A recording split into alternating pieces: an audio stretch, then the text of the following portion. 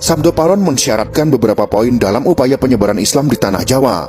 Syarat-syarat itu pun disetujui oleh Syekh Subakir.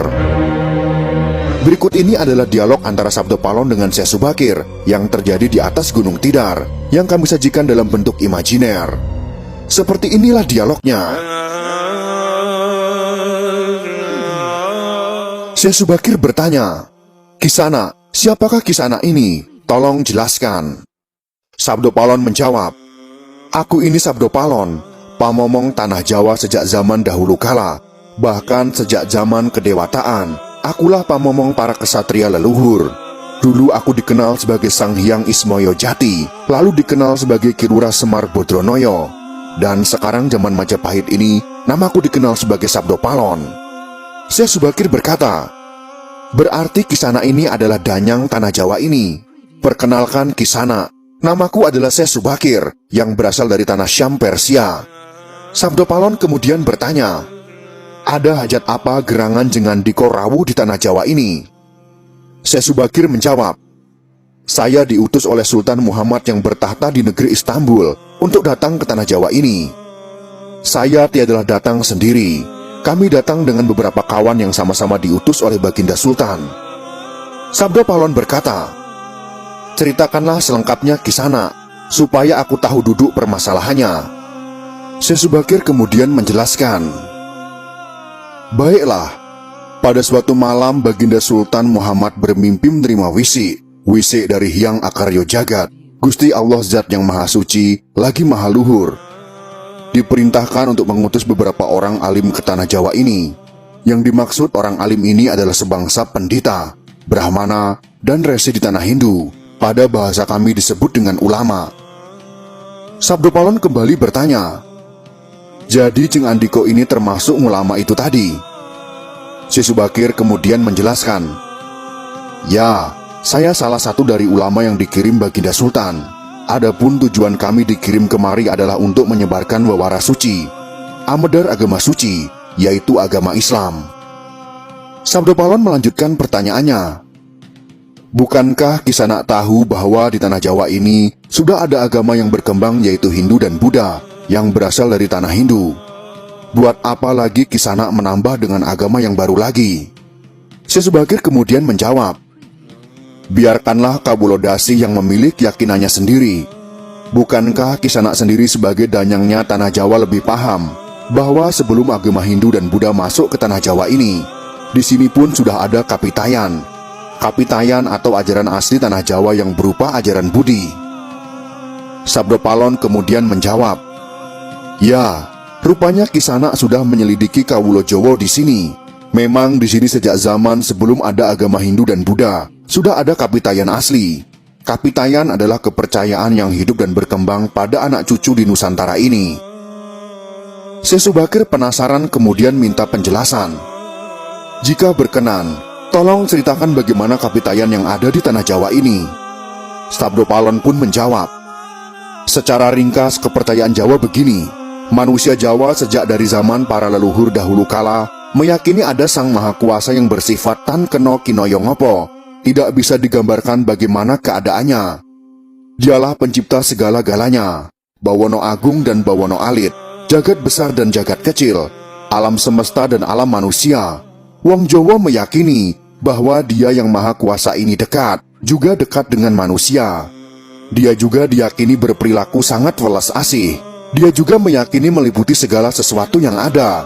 Karena itu masyarakat Jawa sangat menghormati alam sekelilingnya. Karena bagi mereka, semuanya mempunyai sukma.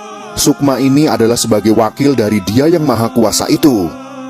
Jika masyarakat Jawa melakukan pemujaan kepada Sang Pencipta, mereka lambangkan dengan tempat yang suwung.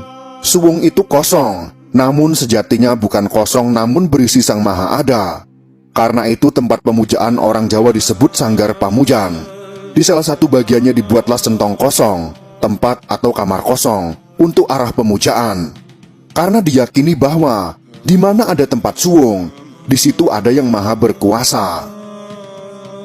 Syekh Subakir kemudian berkata, "Nah, itulah juga yang menjadi ajaran agama yang kami bawa, untuk memberi ageman yang menegaskan itu semua. Bahwa sejatinya dibalik semua yang mewujud ini, ada sang wujud tunggal yang menjadi pencipta, pengatur, dan pengayom alam semesta. Wujud tunggal ini dalam bahasa Arab disebut Al-Ahad. Dia maha dekat kepada manusia, bahkan lebih dekat dia daripada urat leher manusianya sendiri. Ajaran agama kami menekankan budi pekerti yang agung, yaitu menebarkan welas asih kepada alam gumebyar, kepada sesama titah atau makhluk. Lihatlah sang Danyang, betapa sudah rusaknya tatanan masyarakat Majapahit sekarang. Bekas-bekas perang saudara masih membara, rakyat kelaparan, perampokan dan penindasan ada di mana-mana. Ini harus diperbaharui budi pekertinya. Sabdo Palon kemudian berkata, "Aku juga sedih sebenarnya memikirkan rakyatku. Tatanan sudah bubrah, para pejabat negara sudah lupa akan dharmanya. Mereka saling sikut untuk merebutkan jabatan dan kemewahan duniawi.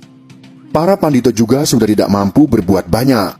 Orang kecil salang tunjang mencari pegangan. Zaman benar-benar zaman edan."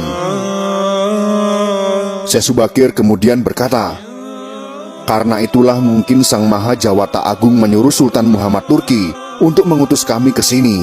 Jadi wahai Sang Danyang Tanah Jawa, izinkanlah kami menebarkan wewara suci ini di wewengkon kekuasaanmu ini."